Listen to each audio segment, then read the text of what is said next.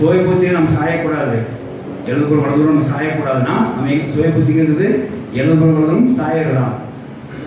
தேவனை பார்க்காம சுய புத்தி என்னன்னா, சுய புத்திங்கிற எதை சொல்ல வருவோம் அப்படின்னா, தேவனை நீங்க பார்க்காமல் எழுதுபொருள் வலதும் சாயறது சுய புத்தி அர்த்தம். தேவனை நீங்க சாய்ந்திராமல், தேவனை சாய்ந்திராமல், தேவனை சார்ந்திராமல், தேவன் சாயாமல், உன் கண்களை தேவனை நோக்கி இல்லாமல் எழுதுபொருள் வலதும் சாய்ந்தே ஆனால் அது பேர் என்னது?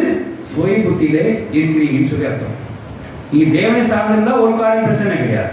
ஆனா நீங்க தேவனை சார்ந்திராமல், தேவன் மேலே சாயாமல் நீங்க எழுதுபொருள் சாய்ந்தீரானால் உங்க சுய புத்தியில நீங்க என்ன செஞ்சிருக்கீங்க? இருக்கீங்கன்னு சொல்லி அர்த்தம். இப்படி சாயாதீங்க அப்படின்னு அர்த்தம். அப்ப சுய புத்தியில சாய்ந்திருக்க அர்த்தம் என்ன அப்படின்னா, தேவனை சார்ந்திருக்காத எந்த காரியமும், தேவனை சாராமல் இருக்க எந்த காரியமும் சுய புத்தியில செய்ததாக அர்த்தம். தேவனுக்கு சோத்திரம் உண்டாதாக. அப்ப சுய புத்தியிலே